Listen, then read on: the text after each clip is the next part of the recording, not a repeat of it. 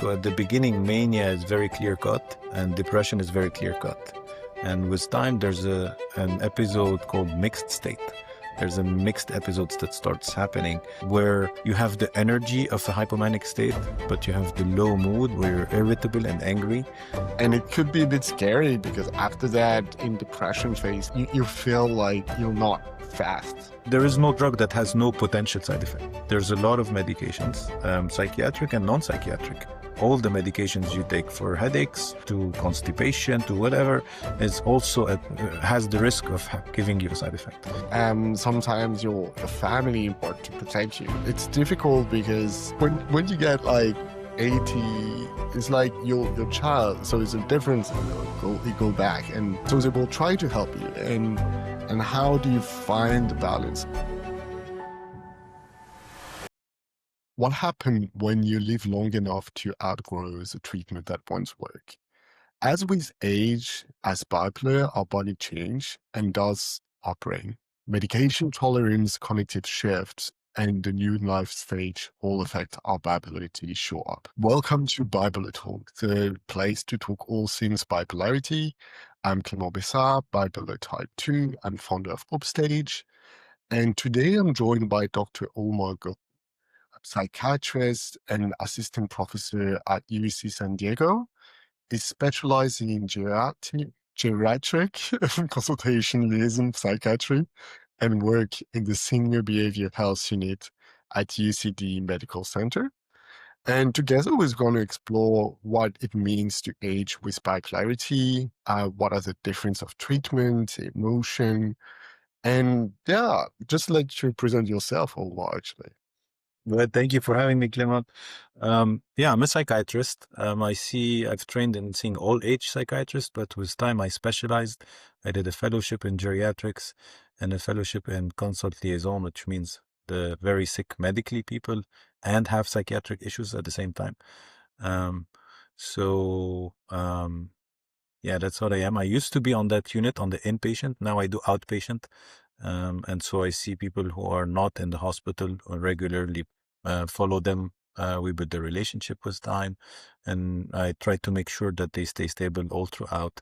And my goal for my patients is to have no relapses and keep them in a healthy state. And when they do have a relapse, if they do, to manage it the best way possible, and then go back with their life to the fullest. Okay, maybe I think it's important to get back to the word relapse, because as bipolar, we have this stability, which is what we're trying to get through, and sometimes things happen. So how do you define a relapse? So as you know, bipolar is a mood disorder, whereas you could be in, to put things simple, you could be in 3 different stages. You could either be in a normal state where you're feeling your usual self, and you're not depressed, you're not sad, and you're not in an elevated state, which could be hypomanic and manic. So the goal is to stay in the middle. Everyone, even folks who don't have bipolar, can be very excited at times and can be very sad at times. But folks with bipolar have stages where they're very depressed. This is a state. For me, if you've already been diagnosed, my goal is to keep you in the middle where you're feeling normal or having normal range of emotions. To avoid the relapses, to avoid you getting another hypomanic episode or another depressed episode. Both of those ends are called a relapse. And so my goal is to keep patients in a euthymic state where their mood is stable. It reacts to the external environment. You still get sad, you still get excited, but your mood does not affect your ability to function or your ability to have healthy relationships. Okay, so one thing which is really interesting is, so personally, I take treatment every day for like a few years now, and it really helped me stabilize. So I don't talk about what I take because everybody is different and everybody has to find their own treatment. And it's why you need good psychiatrists like Omar. But one thing that we talk a lot is sometimes some treatment have to be changed because when you get old, it can affect different part of your body.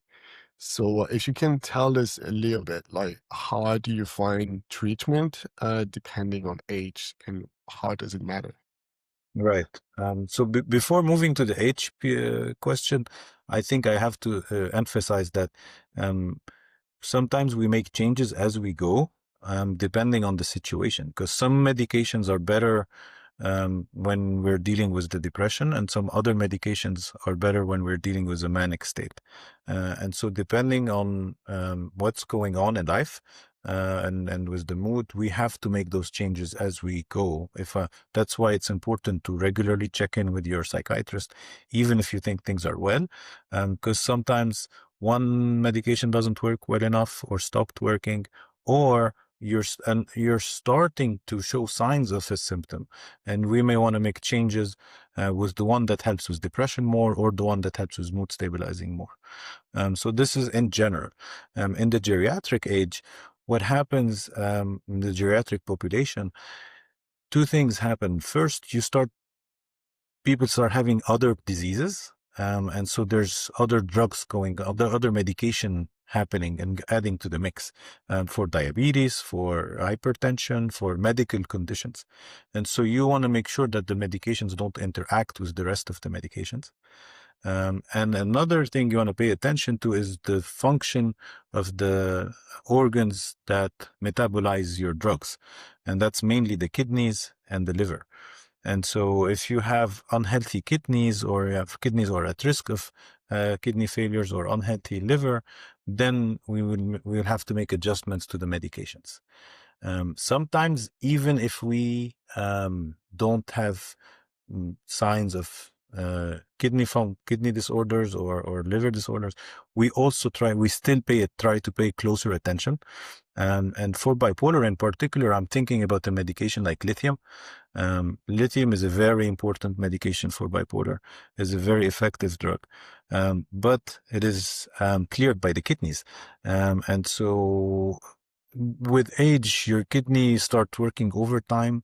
Your vascular system is also, less elastic and flexible. So you're more prone to get to dehydration states, for example. So if you're dehydrated because you're exposed to the sun, you haven't had enough fluid, suddenly you're in kidney failure. Suddenly what happens? Lithium accumulates in your body, and you're in a lithium toxic state. So these are things we try to pay much more attention to. You don't think about in your youth, but as you grow older, you're much more likely to have those incidents. So we try not to prescribe it in that age. If people are already on it, we may decrease the dose. We may have closer checks on the levels and on the functions. So it's just paying a little bit more attention. Yeah, so for us, like when we actually go and see our psychiatrist, so it's really important, of course, to explain how we use the treatment. And sometimes that I found, and I wish I knew when I was way younger, is like I was smoking weed when I was like a student. And I remember like some psychiatrists when I was in depression phase, like just prescribed me pills and I didn't talk about the fact that I was smoking it. And I want to tell you if you're listening, like I know it's difficult. I know you can feel a bit judged, but at the end of the day, your psychiatrist just want the best for you and it's just gonna find the right treatment based on what you do. And if you want to change and stop smoking weed, like for example, like I did, you can. But if you want to keep smoking weed, you can also find treatment to make it work with it. Can you tell us a little bit how it works? Because I feel like sadly there's a lot of comorbidity for us. So using drugs, using like alcohol, and so how does it work in terms of treatment and how do you help us actually finding the treatment based on also what we take? Mhm. Someone says there's two people who you should not hide your habits from, your doctor and your lawyer. Uh, so this applies much more to your psychiatrist. We are not in the business of judging your habits, your drug use, your preferences, whatever preference it is.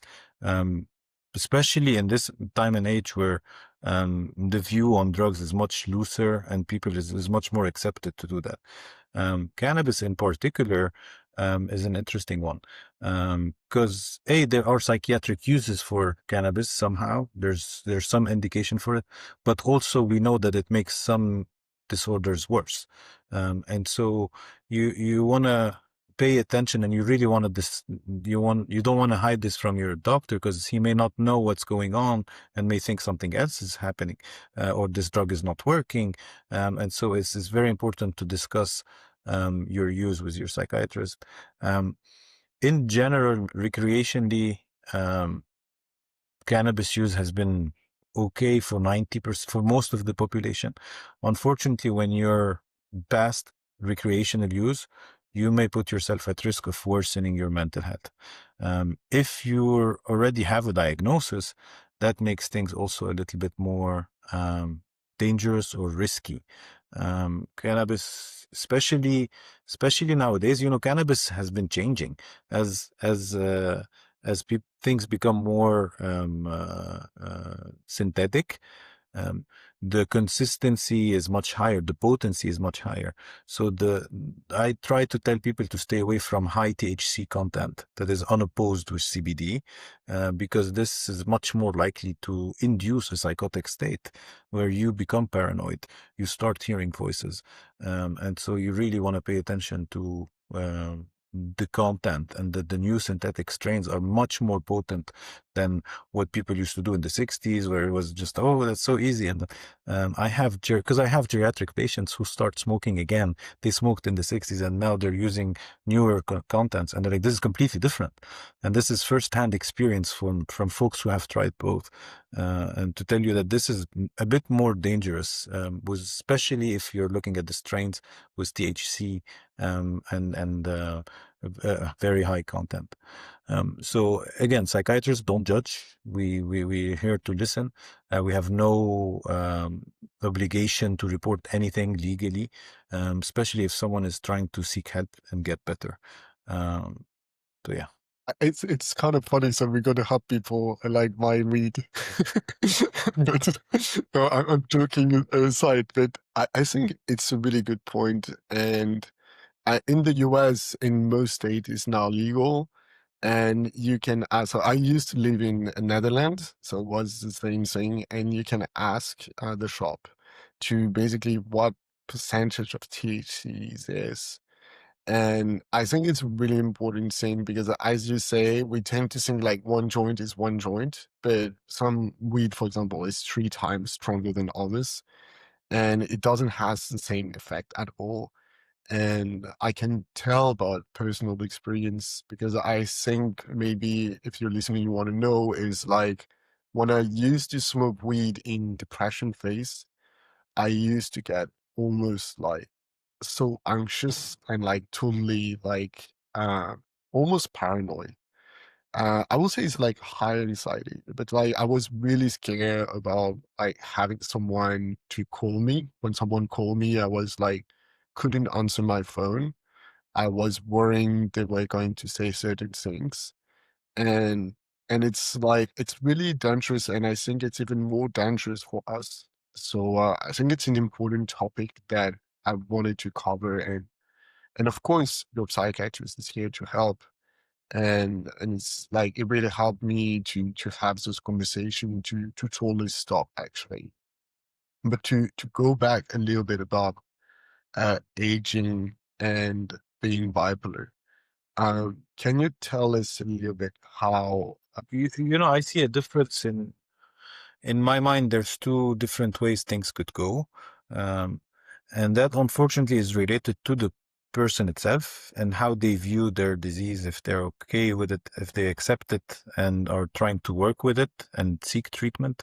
And if that's the case, I've seen very successful situations where people have been really one of the most fascinating stories and lives, and lived really well, but always paying attention. Some folks just needed one episode to not be scared, and to be scared and pay attention and say, I don't want this to happen again. The alternative route is to not believe that there is a diagnosis, or to think that the drugs are causing the symptoms, although the symptoms happened before the drugs, um, and to have a bad experience with psychiatrists in general and not want to follow up. And if you're not following up, you could be doing well for a while, but then life happens. And then as the disease and the interacts with life and there's stressors happening, something happens, and then suddenly you're in a relapse. And if you still avoid treatment, eventually you either go on a path where you have multiple relapses, multiple episodes, a very volatile situation that's hard to stabilize, or folks are okay with, this is my diagnosis, I have to check regularly, I follow up, and then you have less and less episodes, and then and even if it's not that we magically stop the episodes, they can still happen, but if you catch them early and you're aware, you start knowing the signatures of your relapse. You start knowing, okay, and for me, we'll talk about that, but you start knowing yourself and recognizing it earlier, checking in earlier, making modifications, and never really getting into the very, very severe situations or the sicker states. So that's a very important point to drive home. Is very important to know, or try, or have a good support system that can recognize, say, hey, you're not the same, you're not doing the same things, I'm worried about you now, you haven't slept for a couple of days, you're talking a little bit faster than you should, or I haven't seen you doing things, you're still spending a lot of time in bed, or is everything okay, are you still taking your medications, are you any stressors happening, what is going on, can I help you out in any way? So it's very important to be mindful of the interaction with the environment. We are human beings. We live through an environment, and the environment affects us. It doesn't mean we're free of a disease. It means that we react to it. And if you know how you do the reactions, what happens with your body when that happens, then you can pick up on the relapse early, and then it won't happen. You won't have a manic state, and you won't have a severe depressive episode because you caught it early. Yeah, I think it's an important question. If you're listening, you have to ask yourself, is like, are you willing to take, let's say, 2 hours each month to go see your psychiatrist, even if everything is fine, and have, let's say, it's hard to do percentage, but maybe 50% chance of having no relapse more than not doing it? Or are you not willing to do it? And it's always a tough question, because what I find hard as bipolar is most of the things we do it when everything is fine. Right. So Right. it's like everything is fine, and it's when we actually have to do the work, because when it's way simpler, because you usually can find a good psychiatrist, you can really tweak the meds, you can tweak your life, but it's prevention. And it's counterintuitive. And I've seen it like 100 times. People just like, oh, okay, everything's good, and kind of stop the meds, and then they relapse. And now they want to do things and they won't help it. It's a bit too late, sadly. You can still improve and you can still manage it better. But if you would have done it best before, maybe you could just have prevent the relapse. Right. So I think it's an important point I wanted to make. And I know it's not like, but I like my psychiatrist now, so it's actually I have a good time. but but I know it's not like simple at the beginning, but I wanted to share that. And so can you tell us a bit more about how the pathology evolves when we age? Because what I heard, and I want you to explain a bit, that is like the more relapse you have, the more chance of having relapse. So can you explain a little bit this concept, please? Yeah. I think I started talking about it a little bit and then we strayed away. So if the difference starts with recognizing you have something that needs attention. And then if you don't, you have a relapse, and then suddenly you have more relapses. Not just because you're not paying attention, because after every episode, it becomes harder to treat the second one and the third one and the fourth one.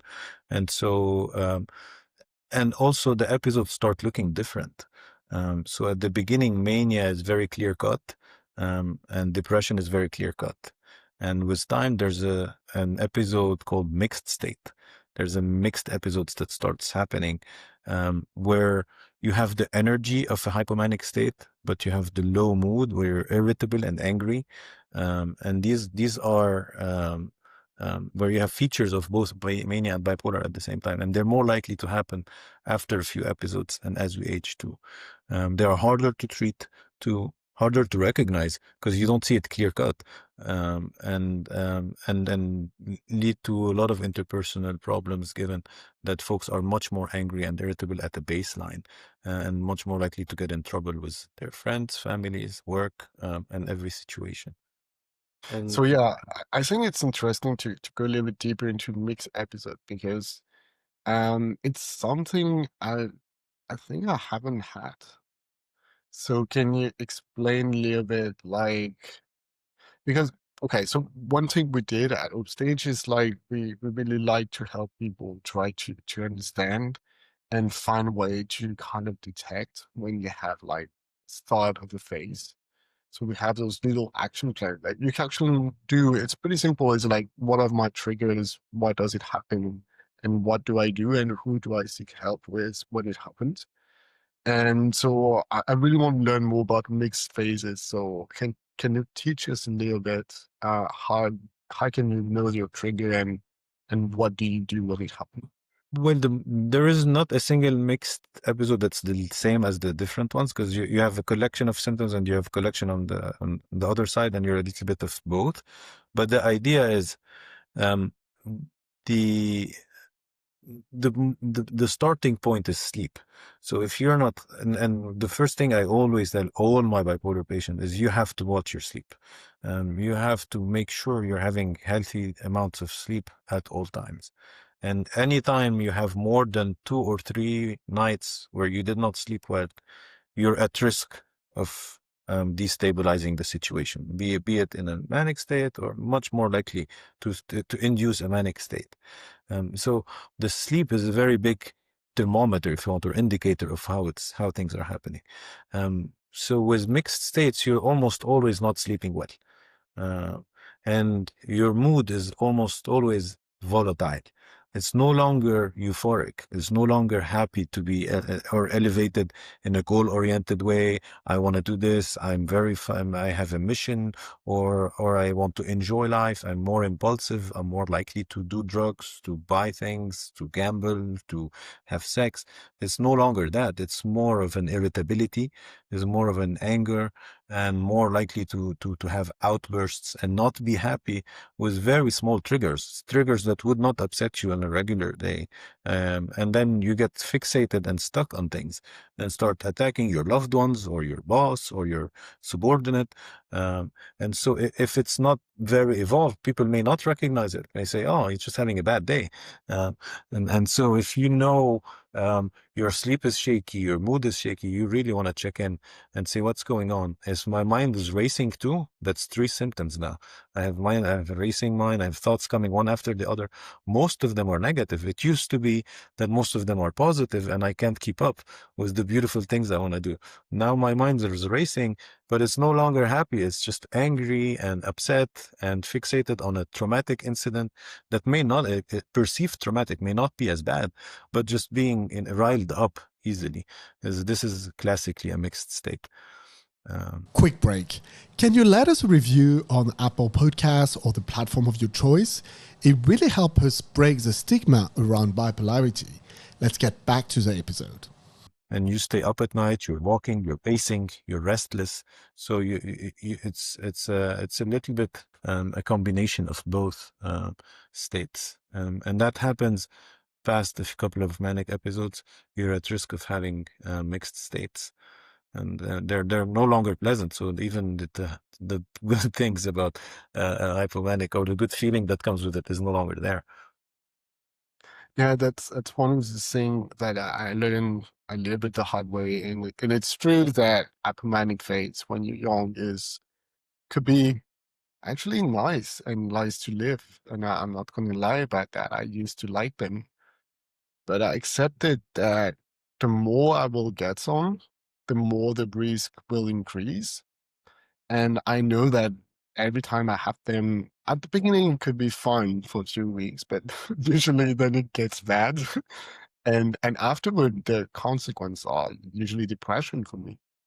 So that's And you're one not thing to you're not alone. That's usually how it happens. On and there's different levels, and if you're depending on the severities, but oftentimes you're hypomanic for a while until you mess up, until you make enough impulsive decisions that you get yourself in some sort of trouble.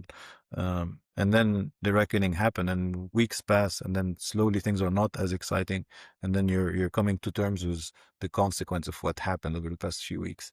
And the depression that comes after that is really, really strong.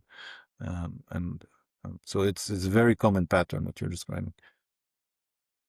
yeah, and I think it's important to have like both sides of like the living part and the medical part, and it's good that it's kind of the same. So Yeah.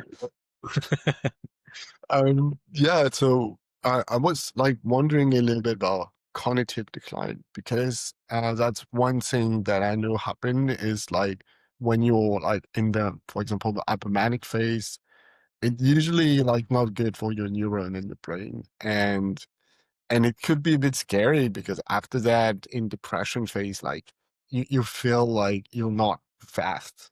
And can you tell us a bit like why and what happened in the long term when you get older and you have more and more because you had more phase in the past?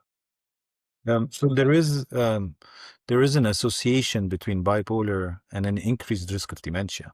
The more episodes happen, the more it's not a causal effect. It's not like you have this is what happens, but the risk increases to have memory problems as you grow old.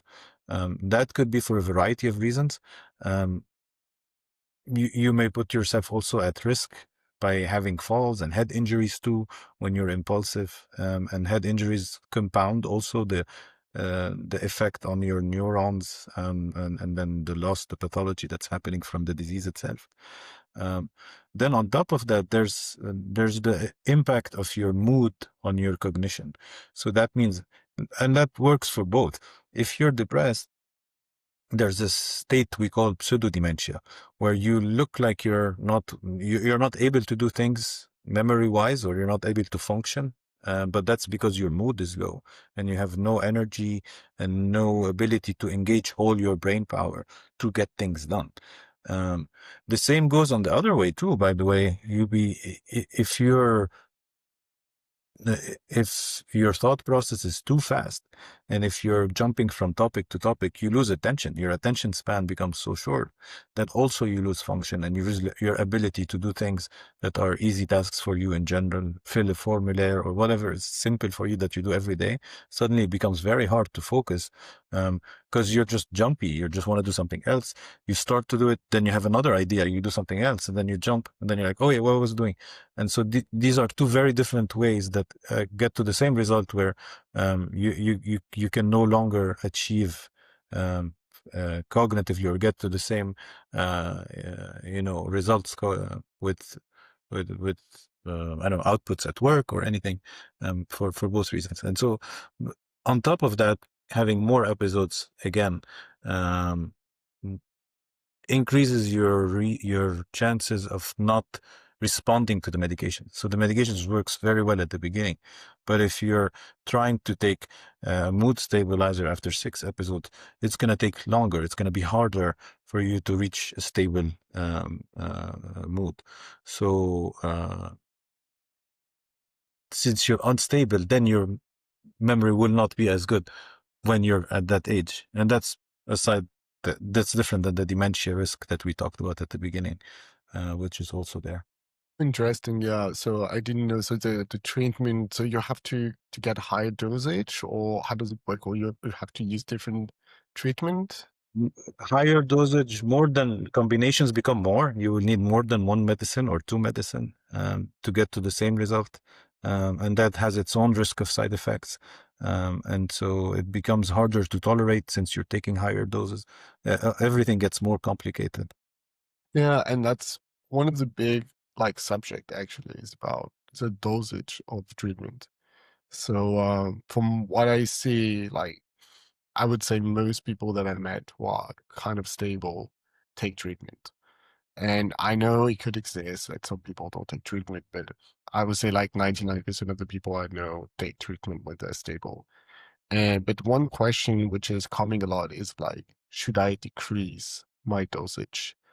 And because it's always okay, I'm doing better. And some people say no, you shouldn't because you're doing good. So why change?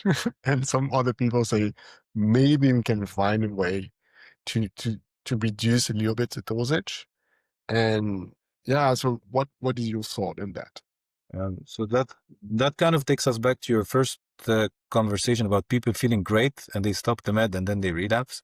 Um, and And this is when you shouldn't stop the meds, because this is what prevents the relapse. You're taking it exactly for that reason, to prevent a relapse and to stay in a good mood. That being said, for me, if you're having side effects from a medication, that's a good reason to try to either reduce or change. If it's a great medication, it's working, but it has some side effect that bothers you a little bit, and you're doing well for a while, and a while should be, for me, at least 6 months. You have 6 months of stability on the same medication, then we can say, okay, if it's a higher dose or if it's something that's bothering you from the medicine, it's reasonable to decrease it. And then there's how much are you going to decrease it and how fast. If you decrease or stop a medicine really, really fast, your chances, you can almost induce a relapse just by removing a drug very quickly. So if you do it carefully, you decrease by 10 or 25%, and then I give it time. I give it 4 weeks to make sure that you went back to steady state. This is how much is in your body. Do you still have that side effect, or are you still feeling good? Okay. Then we do another small decrease. If you're doing it cautiously and with small increments, you're less likely to be in trouble. If you decide one day you're never going to take them again, that's when usually it's a bad idea and things happen, because at the same time you make other bad decisions too. You go on a trip, you decide, someone offers you a drug, this drug keeps you up for a couple of days, and so these are the compound of bad decisions that lead to a very bad state. Yeah, and it's about having those hard conversations. And I know it could be scary, but at the end of the day, it's hard. We move in life is talking about the side effect that we could be ashamed of, and telling the psychiatrist, hey, I don't want to take meds anymore.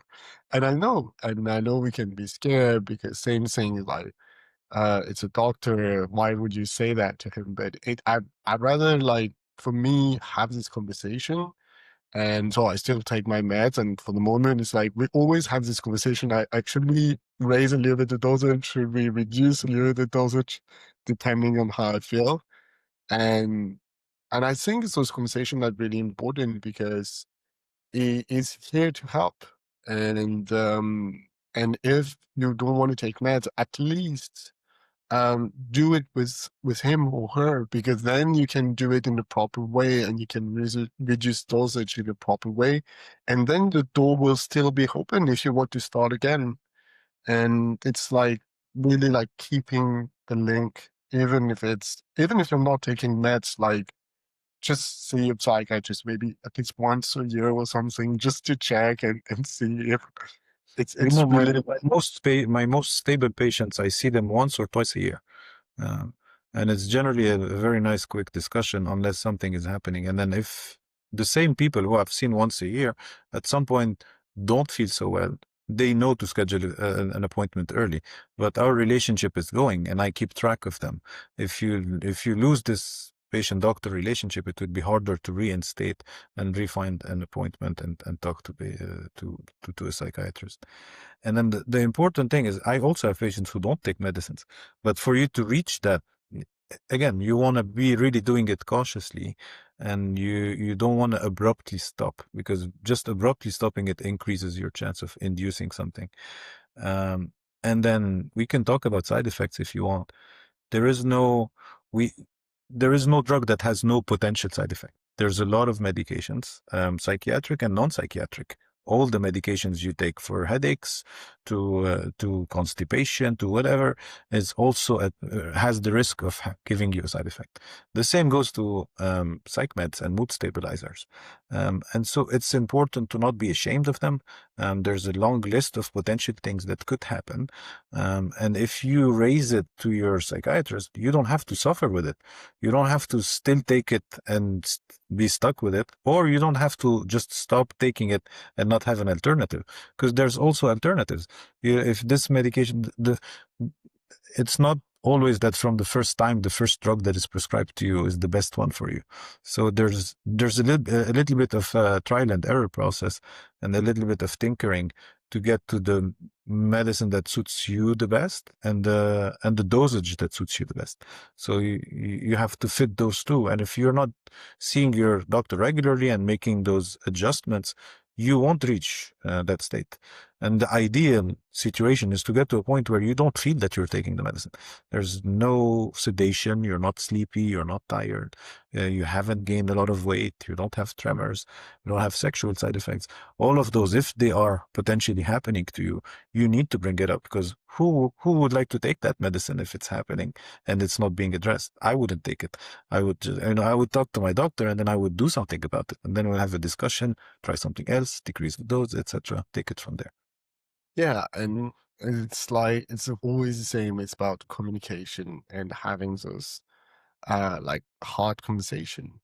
And so I want to talk a little bit about how bipolarity typically evolves after 60 years old, because it's like, so as we understand a little bit, so the episodes are more possible. And so what do we do as bipolar to actually work with that? Because what we believe in is we are responsible of ourselves. And of course, having a good treatment, a good psychiatrist really help. And there's a lot of other things they can help. Like, I'm not going to do the whole thing, but so, but what can we do when we get older to stay stable? The thing you want to keep in mind too is, if you've had mild episodes as a younger person, it doesn't mean that it's going to stay that way if you don't pay attention. Because if you're aging and your brain is also atrophying and you're losing just from aging, that the cells that are decreasing in your brain from aging could be the ones that are protecting you or keeping your mood stable too. So there's the risk of relapse just by aging. And the risk, not necessarily of relapse, the risk of having a more severe episode than the past. So sometimes you have patients who get diagnosed at a later age, who were never diagnosed, who likely were always bipolar, but their symptoms were mild enough for people not to pay attention to it. And then suddenly the episode is much more severe in their 60s. And that's because this can happen sometimes, and you can have more intense situations. So really, for me, the number one thing to always pay attention to is sleep.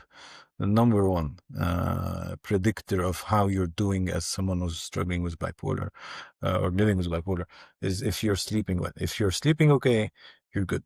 Second thing is surrounding yourself by folks who know you a long time and can also be the external factor, because external observer and kind of a buffer with how you're feeling. Because sometimes you may not pay attention, you may not notice that things are changing, or you notice a little bit later, or you're just like, it's just a bad day, or no, I just met this person and I'm in love, of course. And so if having an external eye that cares about you, and the folks who the highest success is folks who have good support system and pay attention to, are consistently taking their meds and are consistently making sure they have regular sleep, and that is not very much interrupted or messy. Yeah, sleep is like kind of the hand game. It's That's like it. For everyone, honestly, it's for everyone, but it's very, very important if you have bipolar. One thing I wanted to ask is about autonomy, because the older you get, sometimes your family want to protect you, and it's difficult because so when you're like, I'm 35, so I would say I'm at this point where, of course, my mom tried to help me and protect me still, but I'm like, I'm a man now, I would say.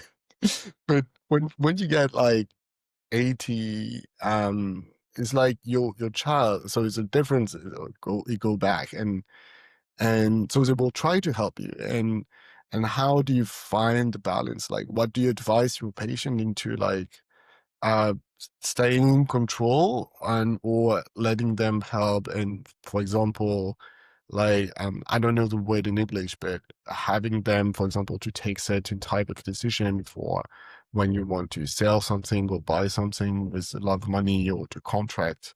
How does it work with your experience? So that's a very good point, because you see a small role reversal as the parents age to a situation where the kids are taking care of the parents, um, and the kids start worrying about their parents, about choices they make, and they start having views that is invariably or most of the time well intentioned. But then at times, and then sometimes this view is well received. My son comes to me and says, "Dad, you're just not doing well. I think we need to get you a caregiver." I go, "Yeah, you're right. That'd be great." And that's the ideal situation. The problem is when there's a discrepancy, when the patient who is older is not seeing that there's a problem, and there's a conflict with the kids who are really wanting the safety, prioritizing safety, or prioritizing, the well-being of the patient. When you're making a decision, as in medicine and in psychiatry, you kind of there's principles, ethical principles, and you try to balance them. And the ethical principles include autonomy, beneficence, non-maleficence, and justice. So you want to help the patient, you don't want to harm them, and you want to preserve their autonomy. And just as you want to treat everyone the same. But the first three, sometimes there's a conflict.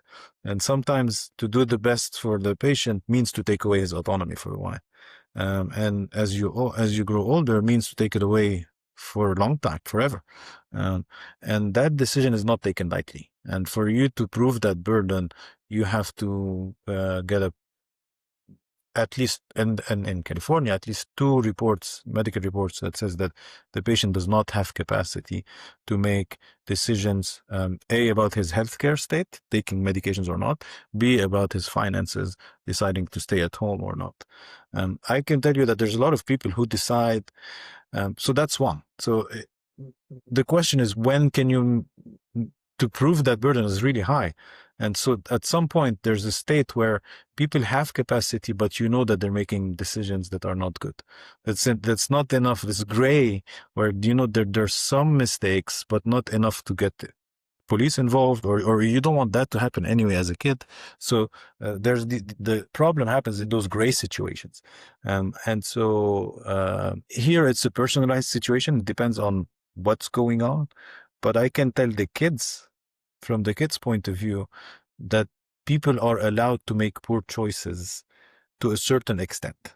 So sometimes you feel too strongly about dad not taking the blood pressure medicine, or dad doing, or mom just going. And then at times you just want to allow them to do things as long as it's safe. The safety is the cutoff. And so people may make choices you don't like, but or that are unhealthy, truly unhealthy, but not enough to cost the relationship or to sink, the whole situation. So it's really balanced. It's a very nuanced topic that I grapple with every day, between patients who are like, "It's my kid. Why is my kid telling me what to do?" And the kids are saying, he's not doing well. They're not doing well. They really need the help, and they're refusing the help. And so the art comes in getting the help, making sure people are safe, and while also respecting their wishes. And if their wishes is to stay at home the longest possible, if you have resources and you can make it happen safely, get caregivers at home, for example, or get them to go to a center and come back is a good idea as well, so that they can always go back home, but it's not spending all this time alone and at risk. So there are a lot of things you can do depending on the situation, but it's a very, very nuanced state. And when does it stop being beneficence versus autonomy? When do you really want to intervene and say, hey, this is not sustainable, we're not going to do this? And most of the time is when there's an incident that put people at risk. When you forgot, you almost burned down your house, or you making driving is a big one. When do you stop driving?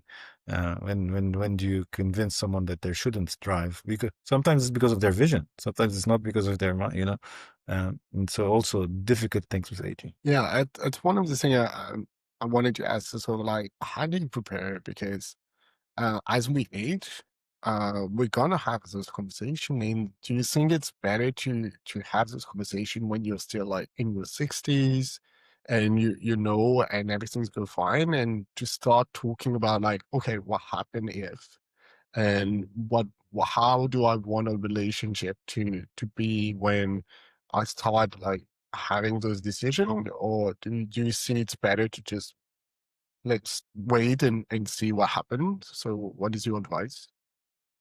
So you start talking about advanced directives and then wishes as you become a senior in their 60s. If you have, it's also nuanced, but the world is heading towards more advanced directives, not less. And so now there's also mental health advanced directives. So in the past, it used to be that they asked me a few questions. Do you want to be resuscitated or not? Would you like would you like IV fluids if things are not going well? Now, if you're in charge of your health, you can really fill directives that if I am manic, this is what I would like to do. I would not, we can really be specific, and put this in your chart, in your doctor's office. And if your doctor is related to a big university or big system, then the whole system, the healthcare system, has those directives and is supposedly has to follow them. I would say you don't have to necessarily overthink it, but as soon as there's the beginning of concerns about cognition, you want to think about it and start talking about it. As soon as there's a little hint that maybe you have mild cognitive problems or some sort of slowing, you want to really think about, where is this going to go and what do I really want? And if you're prepared ahead of time, then you will save a lot of trouble for whoever's trying to help you out. Okay. No, it's good. It's good to know. Maybe it's too soon for me, so I But don't waited. overthink it now. We'll lose sleep on that now. There is time. So I'm looking at the time. So one last question: if you have a magic wand, what would you like to change in mental health or more? In mental health access or mental health? It's a magic wand.